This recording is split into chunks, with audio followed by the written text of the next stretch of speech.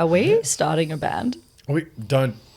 I can play a mean triangle. Be surprised how hard the triangle is, but Not for me, baby. As a percussionist, just going to correct you there. Triangle. well, Our band is already falling apart. band's It's finished. Done. Whatever, Yoko.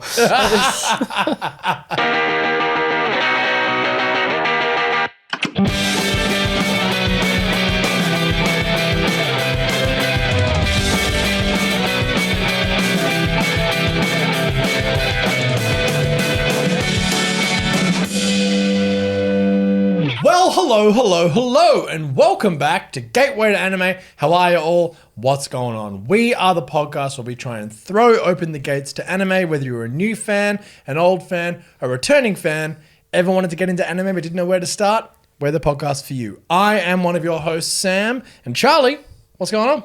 Not much. I'm excited to talk about some very, very fun anime, as per usual, this week. Yeah. That's all I'll say so far. I don't want to spoil it. I always say this then if people see the freaking title. They've read the title. Just read Yes. that. They're already here for it. All right. Excited to talk about music anime. Yay! Graham, how are you? Feeling musical? No. No? Not a musical man? No. I know this. Not a piano man. No, I am. Yeah. Not yet. No, this episode might change that, actually. Hey, there you go. This one's for me. Are we starting a band? We don't get. I can play a mean triangle. Be surprised how hard the triangle is, but Not for me, baby. As a percussionist, just going to correct you there. Triangle. Well, you know, so it was like egg shaker. I'm like, you're out of time. But Our band is already falling apart. It's finished. Done. Whatever, Yoko.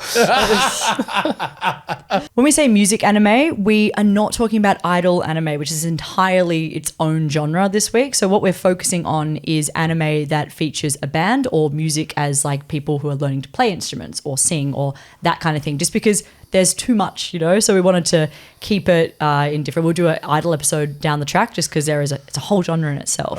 And also anime that features music heavily. Well, yes, as Charlie just said, we are talking about music anime. And this is quite a multifaceted subject because obviously music plays a huge part in anime when you talk about the openings and the endings. Now, they are a massive part of the anime community and fandom, particularly in Japan, but we're not actually talking about those. They will sort of cross into it a bit, but we are talking about stories which focus on music. Whether it's a band, whether it's a classical thing, whether it's something to do with the characters actually involving themselves in music.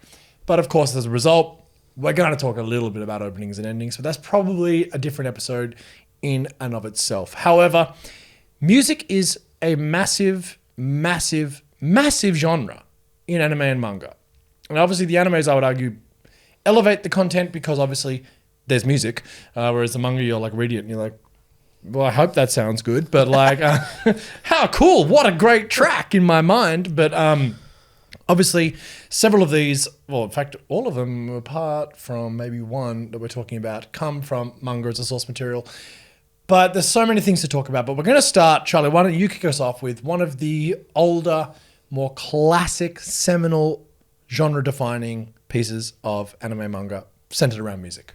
Okay, so I'm going to be talking about Beck, Mongolian Chop Squad. Hey. I'll give like a general synopsis and everything about it first. So I'll say that it was based on the 1999 manga by Harold Sakuuchi and was serialized in Monthly Shonen magazine. So it was serialized. It was adapted by Madhouse in the peak of Madhouse. The peak Madhouse was going off in 2004.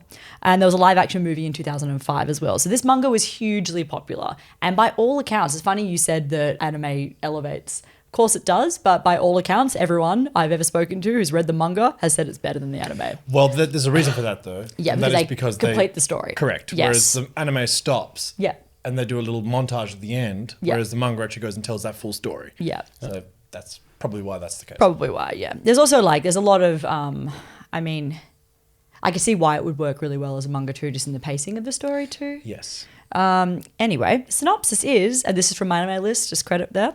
14-year-old Yukio Koyuki Tanaka is a dispirited young boy with no goals in life. However, this all changes when Koyuki saves a strange-looking dog named Beck from being harassed by a group of local kids. The dog's owner, 16-year-old Ryusuke Rei Minami, is an emerging guitarist and the former member of a popular rock band. After Koyuki meets Rei again in a diner, the older boy leads him to his former band's meeting place and dazzles Koyuki with his amazing guitar skills. Slowly becoming interested in the glamour of Western rock culture, Koyuki decides to start playing the guitar while helping Rei achieve his dream of leading the ultimate rock band. Together with Rei's younger sister Maho and a few other members, the two boys launch their career into the world of rock by forming a band called Beck.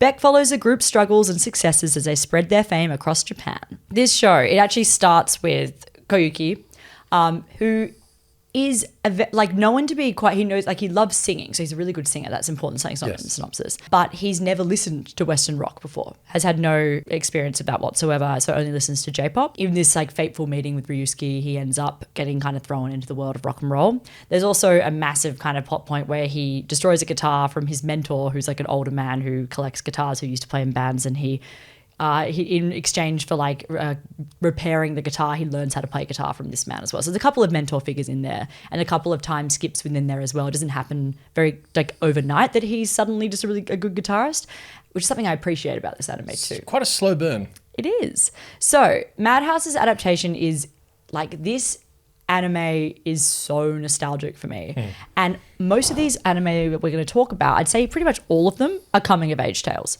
Almost always, yes. Yes. And I think that I think in most mediums where music is used, like think about Almost Famous, those kind of things, I think that the idea of forming a band and like the relationships within that and kind of discovering yourself through performance, it lends itself to these kind of stories. And Beck does this really fucking well. Yeah. It's nostalgic for me because in high school, me and my high school boyfriend were obsessed with this show. We used to watch it, and he was in a band, quite an average band. Look, I don't think he listens to this podcast. I hope not. And if he does, then babe, you need to move on. And so. Sorry, Get over it. Literally married with 3 kids. I think he's fine. Yeah, but is he happy? Yeah. He could be on an anime podcast. No, sorry. Weird. Anyway, but I think he was so kind of, loved this anime, and I think it spoke to him so much because it was kind of reflecting like a lot of his own experiences. And watching it, it's quite unique because it doesn't really shy away. Like, it's slice of lifey, but it's kind of grungy, like there's a lot of swear words, there's a lot of people fighting each other, there's lots of drugs, alcohol, but not in a way which you expect. It's not like the lead character, the protagonist, gets addicted to drugs or anything like that. Like, he's still very much himself kind of on the outer, but it's a bit more of the grungier, classic rock and roll tale. And I think what I like about it as well is it deals with, it's quite realistic in terms of how bands are navigated and how you deal with chemistry between band members and how you deal with band members who drink too much or can't turn up performances, people who take it more seriously, people who are willing to put their life on hold for the band, people who aren't, which is things that I've grown up around a lot of bands. I know a lot of musicians, and these are things that are just universal. This show also just captures first love. It captures the idea of just having this massive dream. It's a little bit, it's not exactly realistic. Beck ends up being the biggest band in the world by the end of the manga, which is, not necessarily how all bands turn out, as my high school boyfriend is living proof of. Catching some strays up in here. Slamming this guy. He was a nice guy. He's a good dude. He's the loveliest guy ever. He's a really good guy. Fuck you and your kids. That's what we're saying. You dumb shit ass band. Honestly, that's a bad. He was Loser. good. Okay, wow. That's a lot. No, but I mean, just in terms of I think this show captures something, and also we have to talk about the adaptation. Madhouse adaptation is gone through a couple of things. So what you'll see on Crunchyroll now isn't actually the original in terms of licensing issues. So my favorite moment of this anime, and of any anime actually, is a scene late in the series where the main character gets to sing a certain song on a stage. And the song is actually the Beatles' I've Got a Feeling. And I weirdly heard that version of the song before I heard the Beatles version of the song. And I had it on my iPod shuffle for years. This Japanese artist singing "I've Got a Feeling" by the Beatles, and I knew it wasn't written by a good version. them, but I remember loving that version. I still think I prefer that version to the Beatles. Jesus. I love the Beatles so But, much. yeah. No, don't get me wrong. I love that rooftop performance, which is obviously where that song is famous for. But I think that that's a particularly good version, but they couldn't get the rights, so he sings something different there, and it's kind of just like, that's a shame. But the music in it is good, and you can really tell the mangaka was just a huge fucking fan of the Red Hot Chili Peppers, and the band Oh, is yeah. The bass so player. the bass player is like a Flea. blonde shirtless Flea. guy, and it Japanese is just Flea. And like the lead singer is based in off everything. a lot of the band members are based off, you know, Real. and obviously this anime, particularly being the music that we grew up with and are more knowledgeable of, I think it's like, you know, that I related a lot to it because those are a lot of my favorite bands when I was growing up as well. So kind of loving rock again and being like really thrown into that. So the lead singer is based on Zach from Rage Against the Machine. Yes. In terms of visuals, in terms of style. So he Zach does. De La Rocca, yeah. Yeah, so they're kind of, the band's like a lot of fun and it really captures that era of the late 90s, early 2000s music. And it's just really nostalgic and good. There's some problematic elements in terms of storytelling, characters being perverted, but it's not that bad because I guess it's coming from a perspective of a 14-year-old coming of age. So I don't feel uncomfortable watching it. I think that one thing is some of the voice acting in the Crunchyroll version that's out now is a lot of characters swap between English and Japanese. Yeah. And it's actually like it's pretty Actually not decent, but bad. and that's interesting too because a lot of the characters are bilingual in the show. Yeah. Or, you know, There's a lot of transnationalism in this show because Ryusuke spent a lot of time overseas. Yeah. And has come back to Japan. Denmark? Netherlands? Yeah. Netherlands, yeah. Yeah, this show's really quite amazing because obviously, especially in the West, a lot of the media we consume around music is the very either it's a biopic Yep. or it's the like classic, like, it used to be about the music, man, like, you know, throwing a bottle of Jack at him.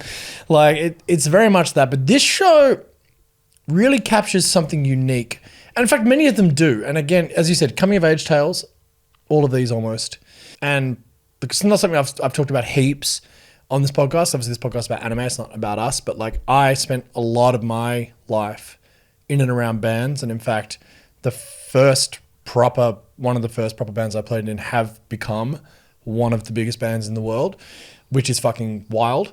And like, that band is Tame Impala. I'm not going to try and be like, ooh, who's it? I was the original drummer of Tame Impala. I've mentioned it, I think, once on the podcast with the Bofos. And then again, I then went off and did musical theatre for a long time. And then I went back and tried to do a band again. in true Beck spirit, do musical theatre. In true Beck spirit. Fucking Phantom of the Opera. Like, fucking... So, But I guess, and I'm going to mention this a lot in the show that I'm going to talk about too, but this show really hit me in many ways that I kind of wasn't expecting because a lot of it is through the lens of a young person being naive and idealistic about what the music industry is all about. And the music industry is a very alluring thing and it's very sensationalized and it's very romanticized, right? But there is something extraordinary about it. And there is a feeling you get as a musician, and I've been fortunate to do many creative ventures in my life, but there has been no greater feeling that I've ever experienced in my life than being on stage in a band, being in the moment and being in the pocket and having that thing where you're all on. And it's this synergistic, like, it is magic and it's almost like a drug. And it's this one thing that I think I've been chasing forever, ever since. And it is that one thing which is like, oh man, like, whoa, what was that? You know, it is transcendent. It really, really is. that's the storyline of this too, because 100%. Ryusuke's and his rival are looking for that feeling. They're looking for assembling the best possible band. And like, it takes a few years for the protagonist to get into the band because he's, you know, just doing backup or support. And then when they all play together, they have that feeling. And it's like, and that's real. And like it shows it well. Yeah. To see a band go through the ups and the downs and like coming back to music later in my life.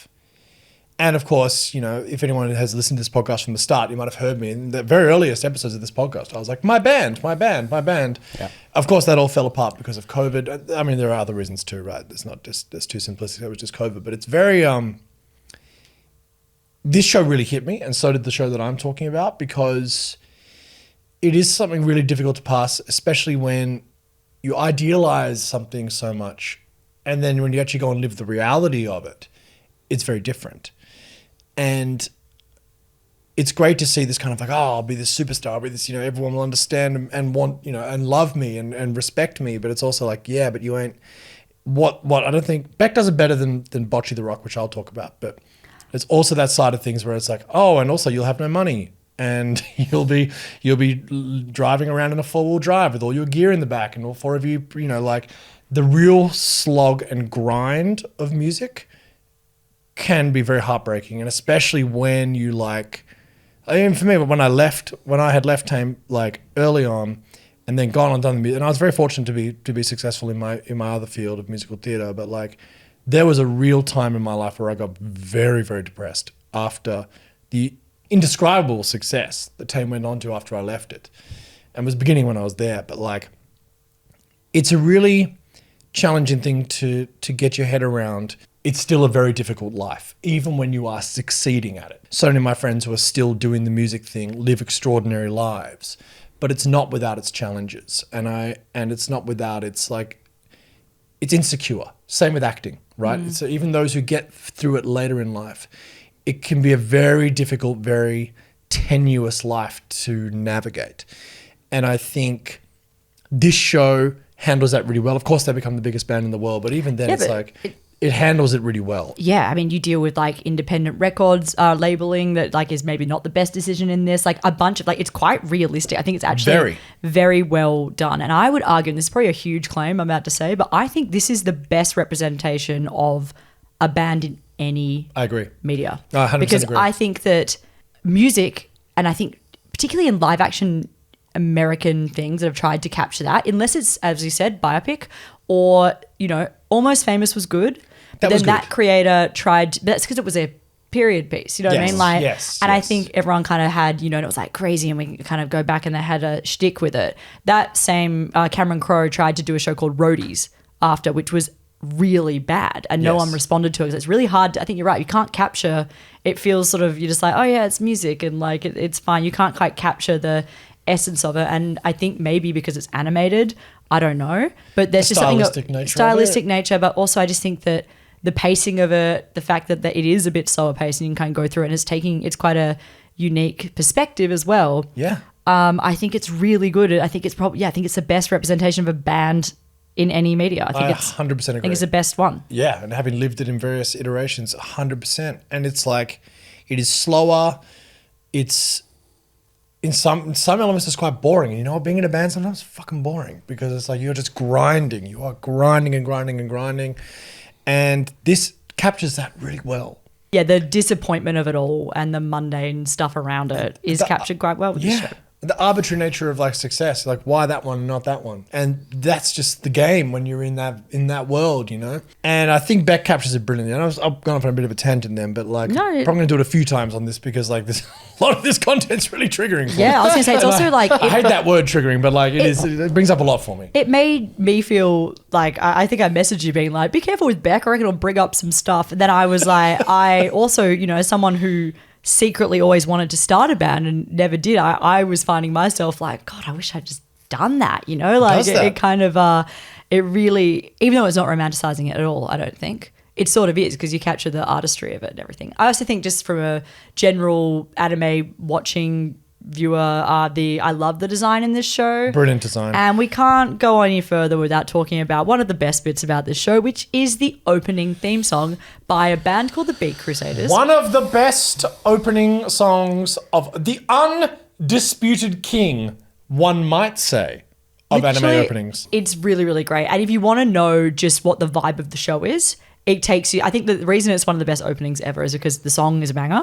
Also, you just know that the show is immediately from it. The aesthetic, the characters, everything. Like, if you honestly just go and watch type it in on YouTube, have a look at it. If you like it, which you probably will, most people will, then watch Beck for sure. It's on Crunchyroll. And if you can, just like swap to YouTube to watch the I Got a Feeling scene, because it's on YouTube still. It hasn't been taken I did that. What Beck does do incredibly well is the aesthetic. And it's just very much a throwback to that like classic 90s, almost 80s-esque kind of vibe, which a lot of people really perceived, especially in those early days, of being like, it's just a kind of cool vibe. It's just a cool grungy, like very different to modern anime now. The aesthetic is something we don't see done very much anymore in anime.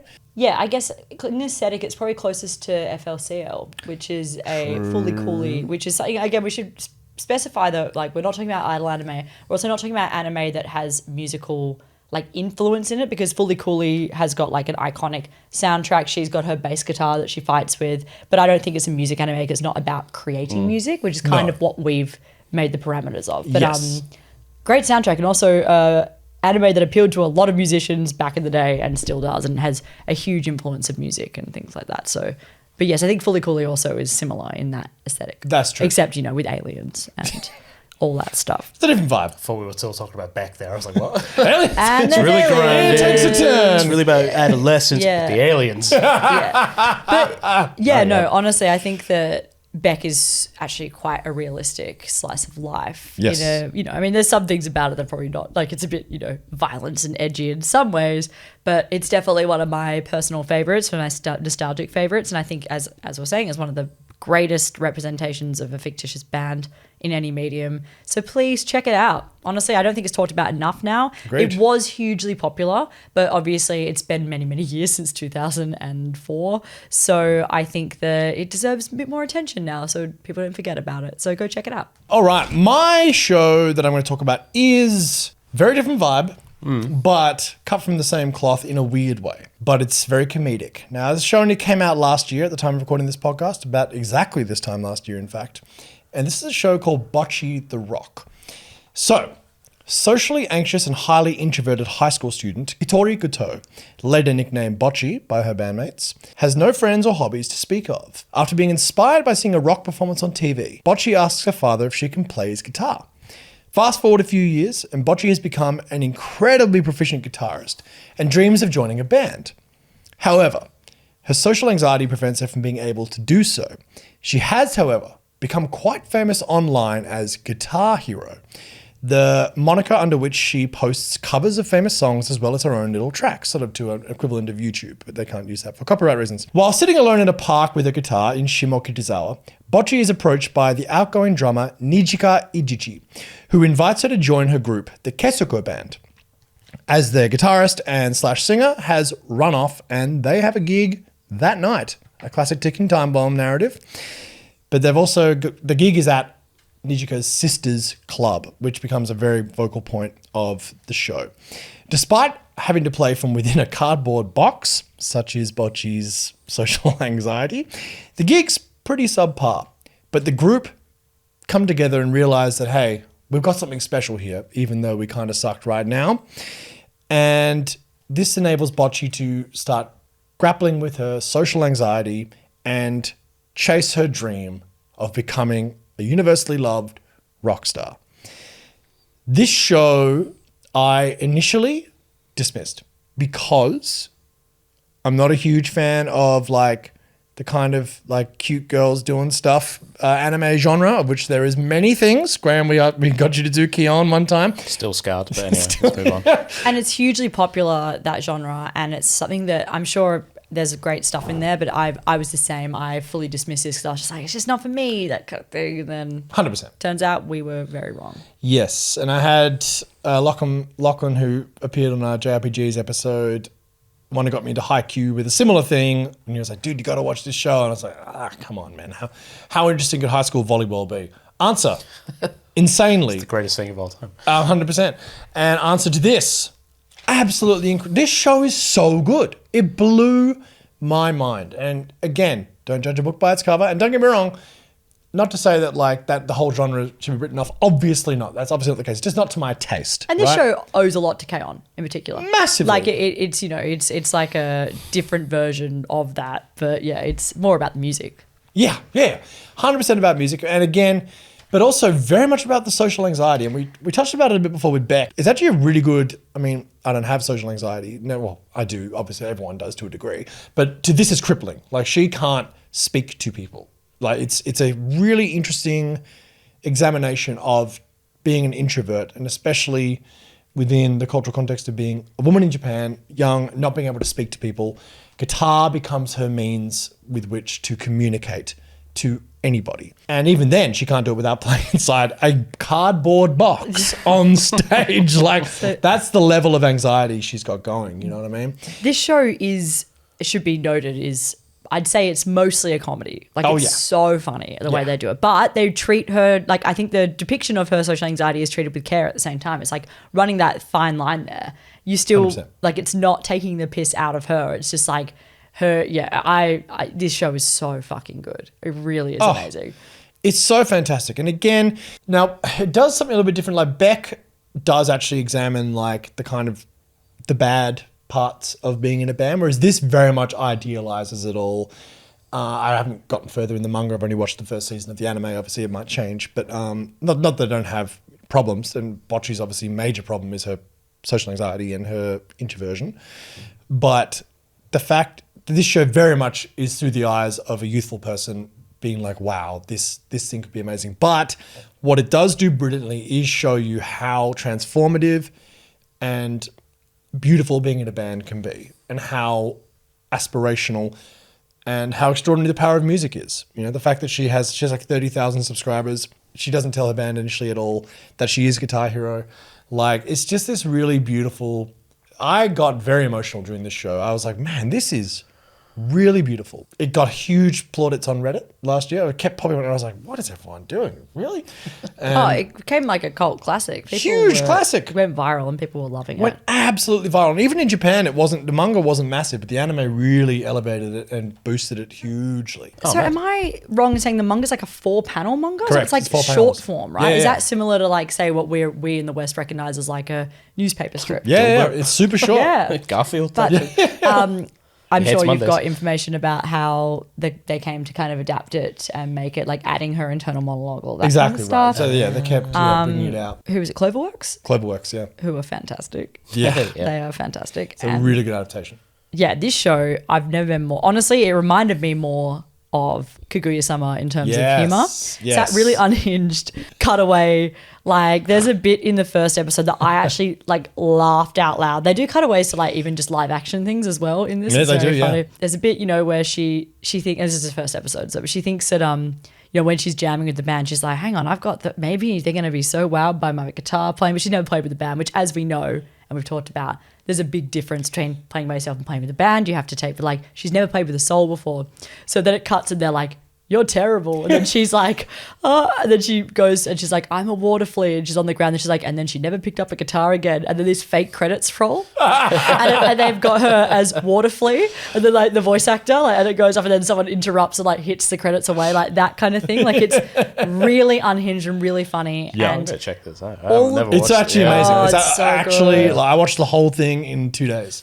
Yeah, mad. Loved it. Sounds great. Absolutely loved it. Yeah, it does Also- so many things at once. the Shimo setting, The Shimo, like, having all of us, not all of us, next year, Graham, having just been back from Japan Take my this credit year, card already. Like, Jesus Christ.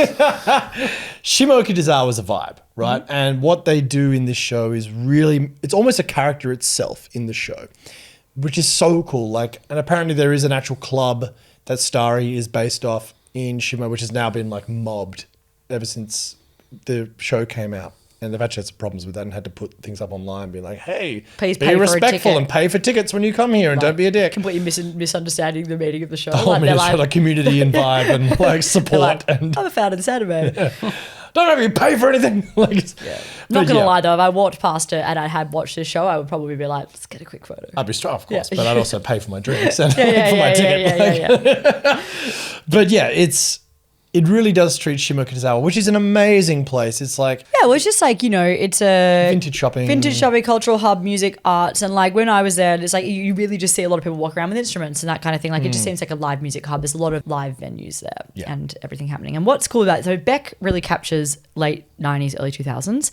This seems to really capture nowadays indie scene, the 100%. late, like the 2010s indie scene Yeah, yeah. in Japan, which is so interesting, just watching it as someone who is, couldn't be further away removed from this. Like I really, it's still the same kind of thing, it's about 100%. found family, Yep. finding yourself. And like, I love when they have to, so a part of them being able to play at this club is they have to work at the club. So poor Bocchi has to like learn how to do hospitality. But what's interesting is like a lot of my friends who are in hospitality used to be really socially anxious introverts, and hospitality taught them how to speak to people. Yeah. So that's actually a thing. Didn't work for me. It really didn't work for me. And also just knowing that, like, so it's funny with performers, with actors, musicians, writers, more so musicians and writers, I would say, than actors, but some actors are so introverted and are so not good at dealing with, like, and have social anxiety and kind of have no idea what they're doing, but will be these amazing musicians and performers, that kind of thing, and have to like learn that skill to perform their art. So I found that aspect of Bocchi was really cool. It was like everyone brought something different to the band, and all 4 band members are like, they're all really great characters too. They're all their own kind of thing, and it's really good. This show's so funny. Yeah, it's laugh out loud funny as well, which is very different to Beck. Beck has some humorous moments, but it's not funny. It's a drama. Yeah. Beck's definitely a drama, and this is a comedy. So that's where they differ. Yes.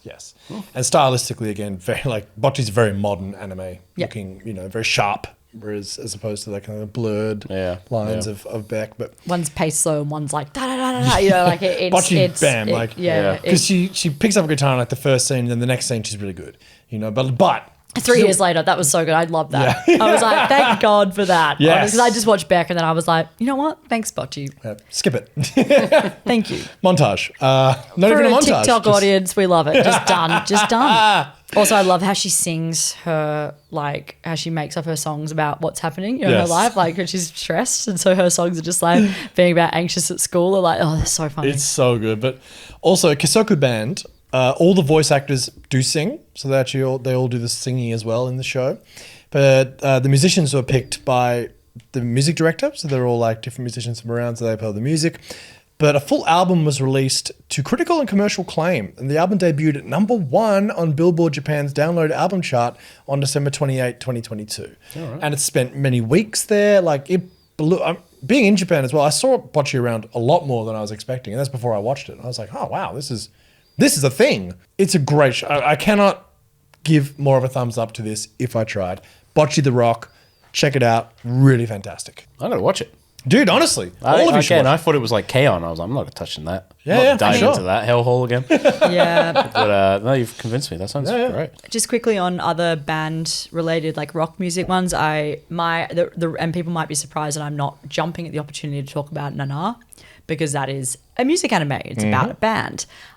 So quickly, just for people who haven't listened to our podcast before, I would just give a quick synopsis of this show, because I think it is just important. So basically, it's about 2 young females whose names are both Nana, meet by coincidence a couple of times, and they find themselves at the same house inspection, trying to vie for the same apartment, and then eventually they decide they're just both going to split the apartment, and so begins their friendship. One of the Nanas is in a metal band, and it kind of follows their relationship, their unlikely friendship. They're complete opposites, aesthetically, lifestyle, like they could not be more different, and it follows like their wonderful friendship and through the trials and tribulations of both of their careers. But Nana is, the music in that is done by artists. There have been like tribute albums. It's hugely popular. It was also a Madhouse 2006 adaptation. Yep. The manga, technically, still ongoing. It's been on hiatus since 2009. So the anime caught up, and we're not going to finish the series until we, get more manga. And then she just never wrote any more of the manga. So it's still technically ongoing. Wow. It's just on hiatus. So that's interesting. And the Hunter Hunter of the Josei. Of the Josei genre. In terms of aesthetic, now this is aesthetic. Like, you've never seen a cooler character in your life. Yeah. Like, and the songs are great, and it's obviously unique in its way that it is Josei. So it is very much about adult relationships and life and navigating and problems that come along with that, mental health, that kind of thing. So highly recommend if you're looking for something a bit more adult. I mean, Beck as well. They're kind of similar in that Very vibe. similar, but Nana's got a cooler aesthetic, I think. Yeah. Check it out though, please. For the love of God. More people that can get their eyes on Nana. Maybe we'll get an ending to the manga. Who fucking knows? Maybe. Yeah. There will be a lot of shows that we won't have the time to talk about, because we're trying to dive deep on the shows we really think are amazing. But like, this is a bottomless well, like most anime genres of media, like, it's like, oh my Lord, and then you start going, oh shit, and that, and this, and that, and oh my God, we haven't even talked about classical music, and it's, But anyway, before we digress any further, Graham, what do you got for us, mate? I'm going to talk about Kids on the Slope. Never made any time for this, which is great. Thing about this podcast is like, hey, why not try something that doesn't involve just punching people? Which I was against. Yeah, music is not a big thing in my world. Never has been. Didn't grow up in a musical family. Mum liked the Carpenters, Dad liked Meatloaf. It's weird. My passions were always art and visual stuff, so music is always kind of went over my head in a lot of respects. So coming to anime music genre, that's a scary thing. Scary thing. It's a lot of feelings and emotions. It's not my thing. But Kids on the Slope, it's a very early Mappa like production. True. So 2012. So we're really early doors of the behemoth that is Mappa. And it is directed by, say his name, Sam. Shinichiro Watanabe. I can do the Watanabe part. So if you don't know Watanabe, you really should at this point. So Cowboy Bebop, Samurai Champloo, Space Dandy, like some absolute classics. And this is his music anime forte into that world. So set in 1966, so we're going way back. Introverted classical pianist and top student Nishima has just arrived in Kyosho for the first time, for the first year of high school. Having constantly moved around place to place in his childhood, he's abandoned all hopes of fitting in, preparing himself for another lonely, meaningless year, that is, until he encounters the notorious delinquent Sentatoru Kawabuchi. Sentaro's immeasurable love for jazz inspires Karu to learn more about the genre, and as a result, he slowly starts to break out of his shell, making his very first friend. He begins playing piano at the school jazz sessions located in the basement of a fellow student's family-owned record store, and as he discovers his immense joy for using his musical talents to bring enjoyment to himself and others, Karu's summer might just be the best one ever. That's the official synopsis. Yeah, I wasn't expecting much from this until like the main character really hit with me, because I moved around a lot as a kid as well, and a lot in my adult life. So I was like, oh, this is going to be a meaningless musical anime. Kid likes jazz, blah blah blah. And I was like, oh shit, this is resonating with me as someone who's moved around a lot, didn't make friends easily, and did a lot of that 1 year here, 1 year there, 1 year there. So I wish I'd found the piano. That's what I'm trying to say. You could have been a jazz prodigy. Could have been.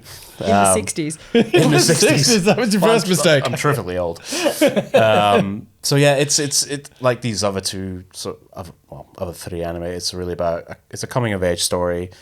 With an introvert. With an introvert. All three characters that we talked about. You know, it's about the challenges of adolescence, be it with like, you know, social conformity, like the opposite sex, you know, just finding out who you are in the world. Sort of the things as you get older, you sort of forget about. True. Like, I don't remember adolescence. I don't remember the awkward teenage stage, but it really hit harder than I was expecting it to. It was set in the 1960s because it's in Japan, so there's only so far you can go into that. But yeah, the sort of adolescence of being lost and discovering something new, and like the wonders of like a new passion and how many doors that can open. I was like, oh, this is brilliant. And jazz is cool. Jazz is cool, man. Jazz is cool, man. The music's great, isn't it? A lot of piano, a lot of guitar. The stuff that's really interesting is the pianist wanting to do jazz and having to sort of conform with that Japanese sort of regimented upbringing of like, you have to learn classical, anything else is trash. Yeah, but him just finding a passion for jazz was really interesting as well. So yeah, it got to me a lot more than I thought it was going to, actually. Interesting. And Watanabe's career has been very much, you know, punctuated by music styles. Big time. Yeah. So getting Watanabe on as director like made sense as a jazz piece, and obviously knowing that kind of. And it's another collaboration with Yoko Kanno. All right. Yoko Kanno did the music, just Yeah. like she did with bebop, and of course also jazz. Yeah. There's a style of jazz, bebop. So yeah, as you were just touching on, Watanabe's work's always punctuated by music. Always. He always often writes to a musical style when he does a show, like bebop jazz, obviously Cowboy Bebop, of course, which he did with Yoko Kanno. But this one, again, for our parameters, fits it perfectly. And the fact that he also worked again with Yoko Kanno, it's a brilliant show. It's so cool. And it's so interesting. Again, like just the way to explore the power of music, man. But it does do that. Yeah. It's a beautiful thing. It's a love triangle in there. Oh, there is so much love triangle action. I wasn't prepared. This guy secretly loves this girl secretly loves them. Like it just reminded me of just being a kid again of that age and just having like secret crushes and, you know, just trying to explore that world and explore the riches of life. It sounds kind of wanky, but No, honestly. No, but this is what all of them have in common. That's why I love this genre. Yeah. Because it really is, there's a lot of high quality shows that capture it, as we've kind of got into. There's a lot of really good shows that capture this well. And it's similar to sports anime. It's a similar genre. It does for a similar sure. thing. Yeah. 100%, because it also captures that, like, almost all of these shows, well, the three that we've talked about, and most of the genre, focus around youth and people in their early days finding music as a growth mechanism and something to help with the passage of growing up. These are coming of age stories, and 100%. It also does that thing which Haikyuu does and many sport animes does, when you're that time when you're a kid, when you get that chance to do that thing and that thing only, and you're like, I'm gonna be the greatest, and I'm going to do this thing with my friends, and we're going to, like, nothing else even matters. Oh, okay, school's there, but yeah, I'll do that on the side, man. But no, I'm going to be a volleyball player, or I'm going to be a jazz pianist, or I'm going to be the greatest singer guitarist in history. Like, and it's a beautiful, beautiful story mechanic, and it's something that we can all get behind, because of all, whether or not anyone ever, like, tried it properly, we've all had moments of being like, wow, I could do that. This is it. This is it. And whether it's, it doesn't need to be music necessarily, but I think most people have had at least a moment of being like, wow, it'd be cool to be a musician. 100%. That'd be cool. I got fat fingers, can play the piano. It's interesting talking. Someone said that to me. I was like, oh, that's devastating. Fuck. Graham's music anime. That was it. Done. Well, I think also talking about, like, the different genres here. So we've got rock and then jazz, and, like, the kind of idea that, like, the rock band can be filled with a lot more sort of, like, misfits, where then you have, like, the more disciplined kind of ones, like jazz is in that vein. And then there's also classical music, which is obviously a very different vibe to, like, wanting to just start up a band and have that. So the shows that classical music deal with have very different storylines, usually about people breaking free of, like, convention of, like, being so. I will talk about a couple of these really quickly. Like, we'll do a full episode at some point, I think. But Nodame Cantibale, which is a manga that was running from 2001 to 2008 and animated in 2007 by JC Staff. Oh. Basically, Shinichi Ichiaki is a first-class musician whose dream is to play among the elites in Europe. Coming from a distinguished family, he is an infamous perfectionist. Not only is he highly critical of himself, but of others as well. The only thing stopping Shinichi from leaving for Europe is his fear of flying. As a result, he's grounded in Japan. During his 4th year at Japan's top music university, Shinichi happens to meet Megumi Noda, or as she refers to herself, Nodame. On the surface, she seems to be an unkempt girl with no direction in life. However, when Shinichi hears Nodame play the piano for the first time, he is in awe of the kind of music she creates. Nevertheless, Shinichi is dismayed to discover that Nodame is his neighbor, and even worse, she ends up falling head over heels in love with him.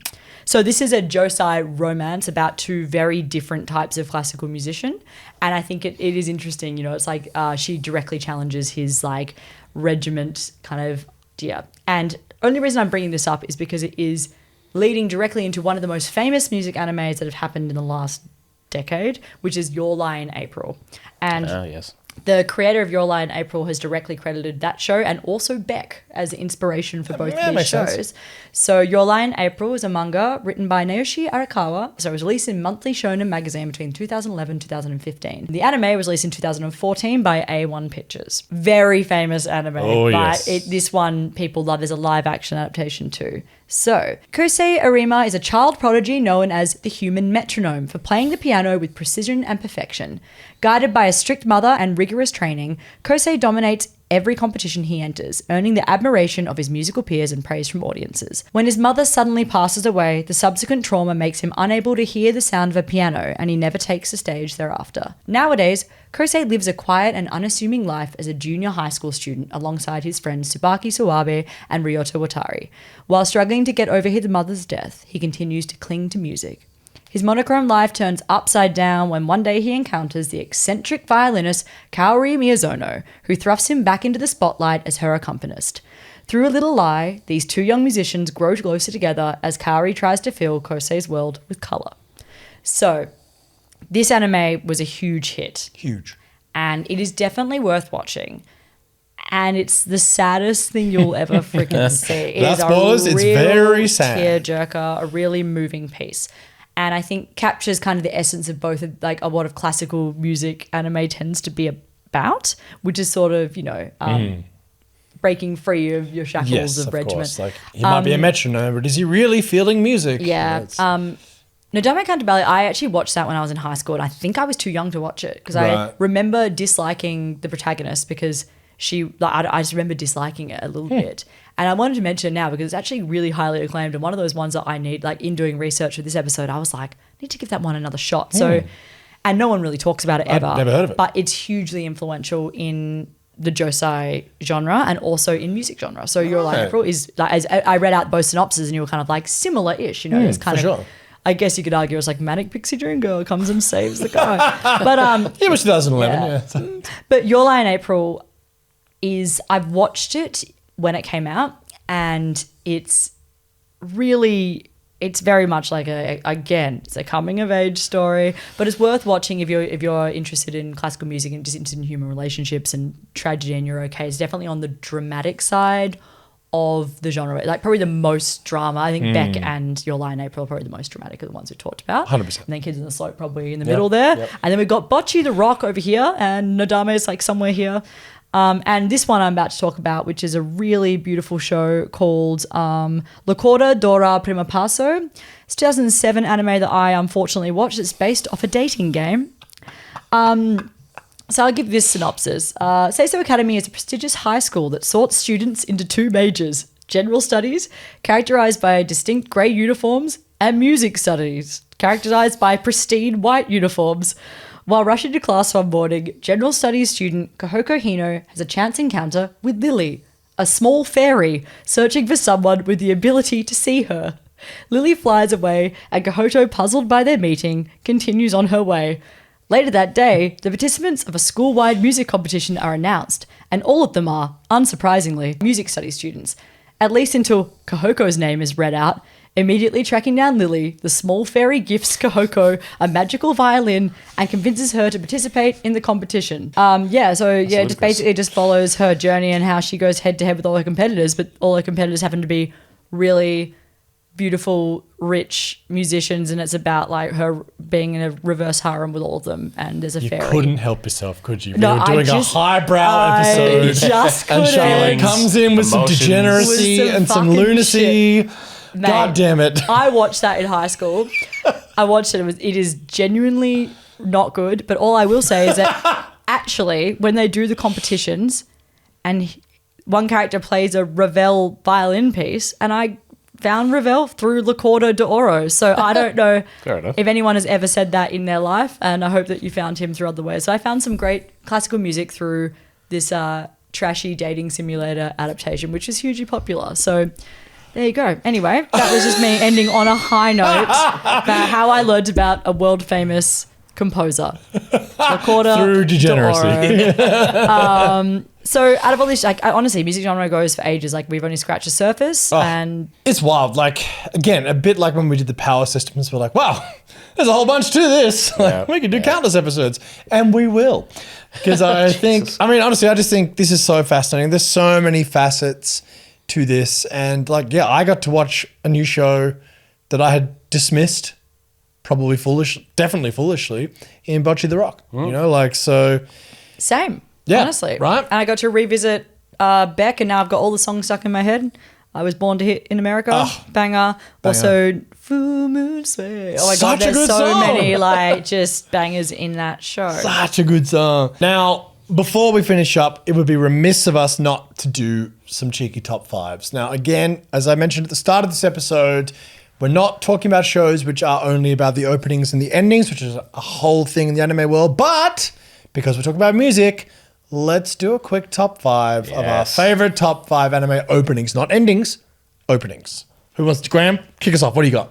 Do you want to do the whole thing? Give me top five. What are your top fives? In no particular order. Yes. Because I've even got some honorable mentions here because it was a bit tough. So I'll open with one of the best, A Cruel Angel's Thesis. Oh yes, God, that's by good. Yoko Takahashi, Evangelion. It's one of the sort of the weirdest juxtapositions from like an anime content to an opening. Yeah, it's wild. It's the best. It's so upbeat. It's so happy. It's so fun. I put it on the shower. And I'll just be dancing around and I remember, oh, that kid was so depressed and abused by his father. Like, and then I'll go back to... Anyway, next one, Full Metal Alchemist Brotherhood, again by Yui. Hey, okay. Yeah, true. It's Banger. What's the fuck? Demon Slayer. Garenge? Lisa Garangan. Yeah. Come on. Yeah, banger. The World by Nightmare, Death Note. Oh, wow. Oh my god, the fucking best. Yeah. That is a banger. And then I had to put in Attack on Titan, Rumbling. Yeah. Rumbling. Yeah, I had Rumbling's to. the best one, I agree. Wow, I If I'm- disagree, but... If I'm in Canberra and I hear someone doing that in karaoke at 3 a.m., I'm like, well, that's a fucking... That's huge. certified. Yeah, that is wild. And then I got a couple of honorable mentions. So I've got Unravel. Oh, yes. Tokyo yes. Tokyo Ghoul, it's on mine Yes. as well. Yeah, Banger. it's fucking Yeah. great. And then you probably don't notice, but Black Catcher. Oh. Black Clover. Oh, yes. That's up there. That's a Okay. great. Great. Wow, okay, interesting. That's what I could narrow down. There's so Wow. many more. There's so many more. I am going to, obviously, no particular order, Tank, Cowboy Bebop. Yeah, I mean, you know, that come was on. that was in there. as Absolute banger. We all know this because we've already talked about it. Hit in America, obviously from Beck. Absolutely flawless opening. Because again, also not only with the sound and the auditory incredibleness of the song, but also how cool the actual visuals are. well. Yeah. So cool. Now, I had another Attack on Titan one, but it's a different one. Yeah. It's My War. Mine was like they're all great. AOT They're all had some great. absolute banging Yeah. openings. Yeah. Like of that we can be sure. But My War for me just jumped. Rumbling was close. Rumbling is was just very such close. a visceral experience when you hear it. You feel Titans coming towards you. Oh, like, absolutely. It's got scale and stuff, but I get War is also. But even like I get it. so many, so good. Haruka Kanata from Naruto. Oh yeah, of course. Oh, you love that one. I'm obsessed with that one Yeah. because it's so good. I think the didn't second even or think of third Naruto. opening, yeah, dude, and there's some Bleach ones in Bleach there ones too, are which bangers I've as well. left on the table. But now it's a toss up, but I'm gonna put in Cruel Angel's Thesis as well because it's just such a banger. But Gorenge was very close Gorenge is from Demon Slayer. But that's my top 5 anime openings of all time. But I bet you someone will be like, "What about this?" I'm like, "Oh Yeah, no, there's like, so many. There's so many. The only one that I have that is different, actually, there's a couple that are different from you guys, but I've got, I like the first one from Bleach, which is Asterix by Orange, which is that. Oh yeah. that's Like, a for some great reason, song. it just has got like such a huge nostalgic hit for Yeah. me, and I think it's really cool, and I love the opening design of it, and I think it's like it's just I remember just loving That's a it great so call. much. Yeah, it's a good call. Hit in the USA is just I think it's I think it's the best song ever written. I honestly if you couldn't give me agree top more. 5 songs of all time, Yeah, it's in there. It's I've heard there about for this sure. months. You will. I had Tokyo Every Ghoul. party. Yeah. I had Tokyo Ghoul as well. It's just a really good song. Terrible anime, but Oh, fuck, it's that terrible. song was It just great. brings out the emo in me. Of course. Really. Yeah. Nana has a great one, but it's not my. It's an honorable mention for sure. Naruto, Shippuden, Bluebird. That's clearly Bluebird the is best great. one. Wow. That is such Bluebird. a great Bluebird was song. Good call, but it's not Haruka Kanata, is it? It's definitely better than that. Bluebird was definitely not. up there for Oh, me. it's really great. Is that the one that's got the flute in it? Or what am I thinking of? No, you're thinking the ending of the I am first thinking of one, the ending. which is obviously the greatest song ever written. That was- Also, remember, don't cry, they look so That wise. is that song. That's that one. Okay. Yeah. Doo-doo-doo. Absolute. Obviously thinking of the okay. same We're best doing a song. full episode on these. Yeah, so also a Cruel Angel's Thesis has to obviously. be. Also, I had the Samurai Champloo opening. I love that Wow, so okay. much. I really do. It's really, So I'm really the only cool. one with Tank. No, I had Tank. I deleted it as soon as I said it. Honestly, I had all of the same ones as both of It's you. all the same. And I started panicking because we're all really mainstream. And people are going to come for us. I don't give a fuck, dude, because it's bangers. These are bangers, yo. Yeah. Get out with your obscure garbage. Honestly, Maybe the Oshinoko had a really good one. It's not quite in my top 5 yet, but that was a really great song. Yes. Oh, look, there's so like, but we're doing a full episode. Okay, this is now confirmed to me that the next episode of Gateway to Anime will openings and endings. But no, it is a whole thing. We can do a absolutely. whole thing about It this. absolutely can. No, we certainly will. But had to do our top 5 there. Had to do it. Had to be done while we're talking about music. It's not even a top 5. It's just the ones that jumped It's out just to me the ones immediately. like because we only sort of did this like an hour or so before we got in here, so like, we'd have to to sit down properly and actually like Yeah. mine my brain of like I'm thinking all of the of them. entertainment district arc and like what a shot of like pure joy that was for me. Because also, if we are Can I- going to do it as well with the imagery as well, like I think that should be part of the consideration. This was just songs, but like What about Rock the Dragon though? Oh, again, Rock that's the a banger. Dragon. What about opening a Pokemon? The OG. There's so many. And, okay, but we're stopping now because otherwise we will fall into a rabbit hole. But thank you so much for listening to our music episode. I hope you learned a little bit. I mean, also, a little bit of personal stories from us as well, which I think, kind of interesting. And Bit of therapy for us. Apologies to all of you. at apologies home. for y'all helping me work through my. No, but I think that music anime is underrated. I think there's some It is. really, really critically like incredible shows in this genre that get overlooked because they're not necessarily as hype. There's not like a battle. But honestly, when you see that band perform on stage and they sing "I Man. Got a Feeling" by the Beatles or whatever, not just like when you see that, whatever. I get as hyped for that like. And that they perform for the cultural festival or whatever the fuck it is, Yeah. you get as hyped as you do for the end of for the battles. Like it has the same kind. It actually scratches the same kind of itch. does. And I recommend you watch it if you get hyped from sport anime or even battle shonen because Yep. kind of fits that. So 100%. I think Just makes you care. underrated. Yeah. Just makes you care. It's absolutely extraordinary. And yeah, you're right, underrated. And something that I'm going to dive even further into as a result of researching and doing this podcast, which is the wonderful thing about doing this podcast. Always finding new stuff, even after 25 years. So honestly, thank you all for listening so much. You can, of course, find us on the social media platforms on TikTok, Instagram, or YouTube. Hopefully you're watching us on YouTube. If you aren't, you can be listening to us on our podcast, wherever you get your podcast from. Leave us a review on Spotify and or Apple Podcasts. Makes a surprising difference. Really helps us out. If you really like what we're doing, you can, of course, find us on Patreon. Gateway to Anime there. We are doing a whole bunch of stuff. We're about to put a lot more time and energy into that. Really appreciate those of you who are helping us out over there. Couldn't be doing what we're doing without you. So thank you so much, Graham and Charlie. Bit of music anime, and we'll catch you next time. All the best. Thank you.